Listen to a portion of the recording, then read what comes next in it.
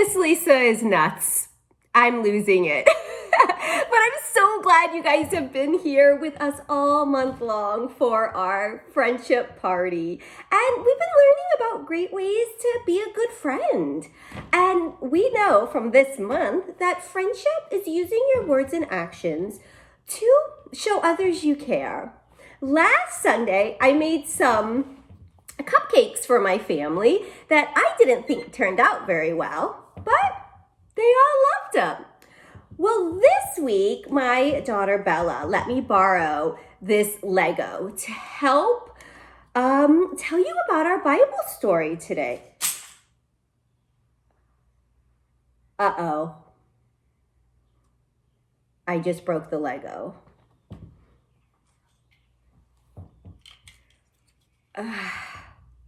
I really hope she doesn't get mad at me. I asked her if I could borrow one of her Legos, and I totally just broke it. Well, I guess it'll still help explain today's Bible story, just in a different way, because I think I'm gonna need to ask Bella for a little forgiveness. So boys and girls, I wanted to share with you our Bible story for today, and it is all about forgiveness. And I've been working with our third graders who are going to be receiving their brand new Adventure Bible today, actually, in a special ceremony.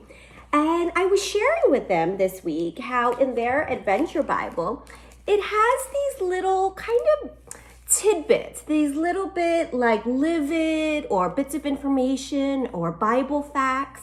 And I was telling the boys and girls how important it is to read those because it helps them understand the Bible stories better. Well, when I was reading the Bible story for today, I read this little part and it was perfect for our Bible story today. So I wanted to read it to you, okay? It says, "Do you love me?" The night before Jesus was crucified, Peter said 3 times that he did not even know Jesus. Peter lied because he was afraid. But later, Peter was so sorry that he even cried. He was afraid he really hurt Jesus' feelings. After Jesus was raised back from the dead, he went to visit Peter. And you know what? He asked Peter 3 times, "Do you love me?" And all 3 times, Peter said yes. And Jesus forgave Peter and even told Peter to feed his lambs and sheep. And that means take care of the people who believe in Jesus. So if you do something wrong and worry that God will be angry, remember this story. Tell Jesus that you love him. He will forgive you and even give you important work to do. And I hope Bella will forgive me for breaking her Lego too. But check out our Bible story for today. The Bible. It's 66 books of history, stories, letters, and poetry that fit together to form God's one big story. The epic adventure of how he created us and loves us so much that he made a way to rescue us. As we travel through the Bible, from Genesis to Revelation, we discover people who met God and found their lives changed forever. And now for an amazing story, inspired by the book of John, chapter 21, verses 1 through 19. Peter hauled in the knotted net yet again as the first light of dawn gleamed in the eastern sky. Empty. Not a single fish all night. Thomas shook his head. I doubt we'll catch a thing before it's time to take the boat in. John studied Peter thoughtfully. Peter, you didn't really want to catch fish anyway, did you? You just wanted to get out in the boat and do something normal. Peter shrugged, but he knew John was right. Over the past few weeks and months, everything in his life had turned upside down. First, Peter had shown the courage to speak the truth about his friend Jesus. You are the Christ. You are the Son of the living God. Many people wanted to make Jesus king, even though the religious leaders hated him.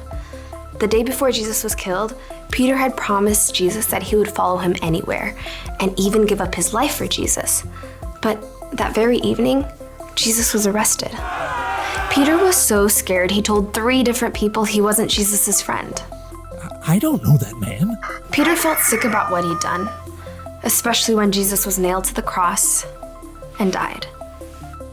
But then he returned to life. He appeared to his friends. It was amazing, incredible. Everyone was excited beyond belief. Except Peter must have wondered. Is Jesus mad at me? Am I still his friend? Does he still love me? Now Peter found himself in the boat, trying to figure it all out. His fingers tightened on the wet rope as he prepared to cast the net one more time. As he glanced over on the shoreline, he saw a figure standing there. Friends, don't you have any fish? Nope, not one. Throw your net on the right side of the boat. There you will find some fish. The 7 disciples in the boat exchanged glances as Thomas laughed. I seriously doubt it. You guys have anything better to do? Let's give it a try. Together, the men heaved the heavy wet net back into the sea on the other side. Hey, I think we've got something. Bring it on in. There's 1 fish. 2 fish, A red fish. Ugh. a blue fish, and another one, and another 10. Whoa! Need some help here. The net was so full of fish, they couldn't haul it into the boat. They began towing it to shore. John gaped at the man still standing on the beach. It's the Lord. Excitement raced through Peter's veins. He was about to see Jesus again. But just as quickly, guilt gnawed at his stomach. Facing Jesus meant he had to face how he denied knowing Jesus. But it's Jesus. I've got to see him no matter what.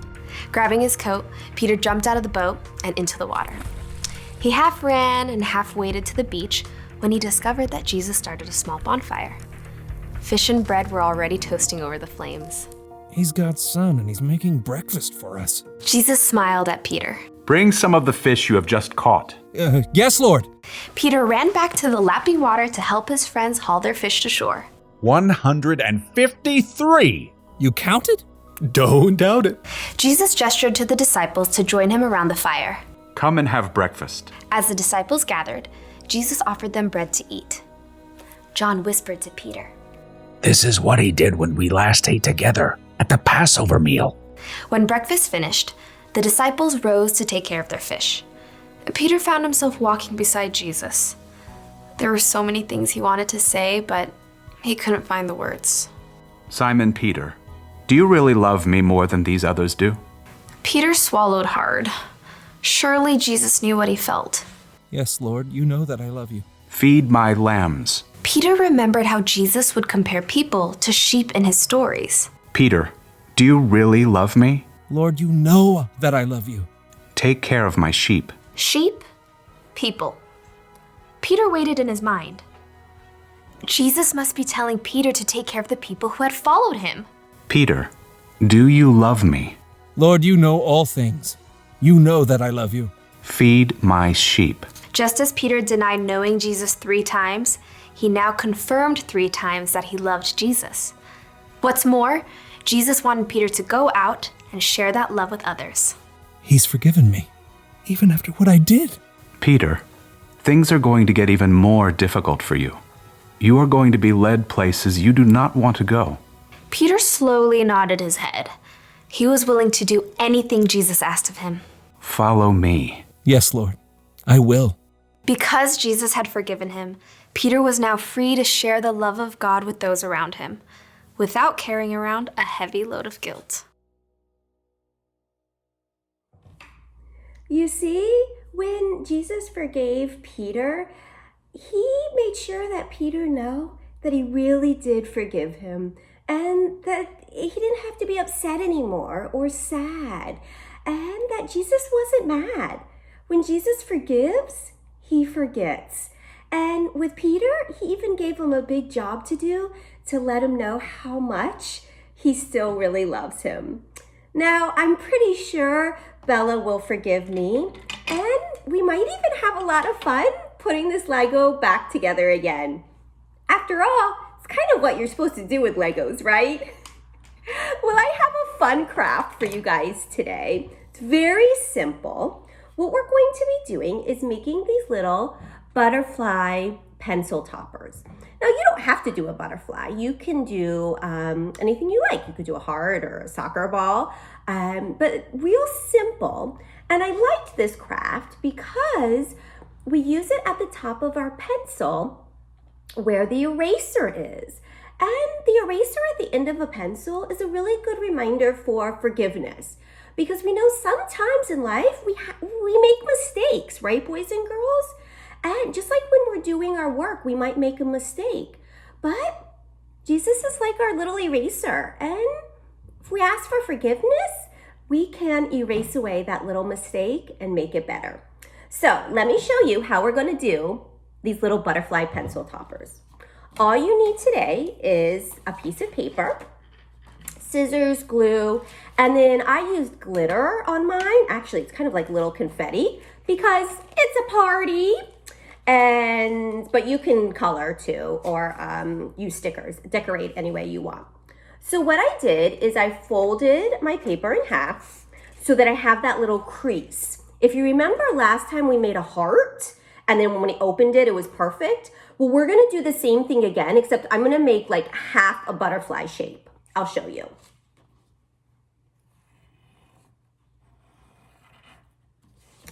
So if you can see, it's kind of like half.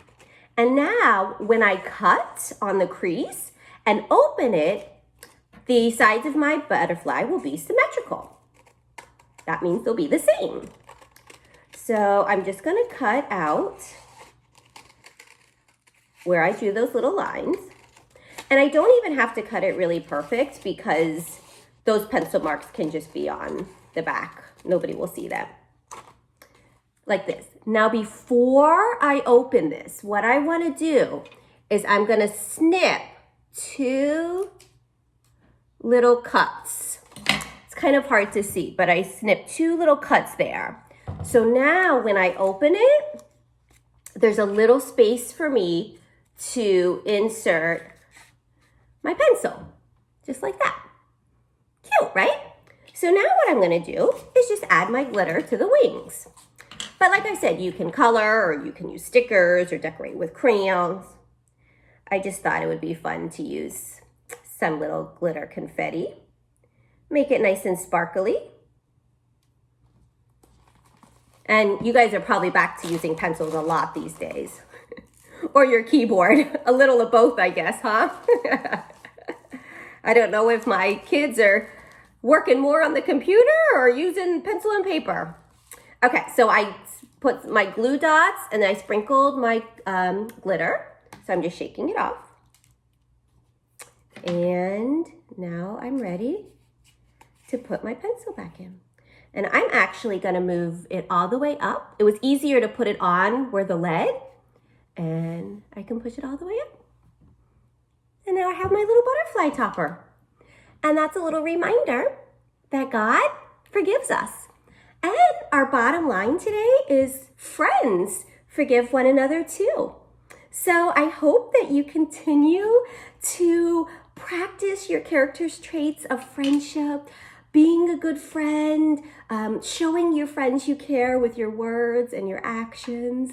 And then of course, being able to forgive when someone hurts your feelings and being able to ask for forgiveness when maybe you do something that you didn't mean to do. So boys and girls, have a wonderful day. Let's close in a quick prayer and then we'll shake it off. Dear Heavenly Father, thank you for this great day today. Thank you for this wonderful month of learning about friendship and forgiveness, and just all the beautiful ways that you bring people into our lives. Help us to have a great week ahead, to work hard in school, and we look forward, Lord, to being back together next Sunday to worship you. Amen. You guys ready? Help me shake it off. Shake, shake, shake, shake, shake, shake, shake it off.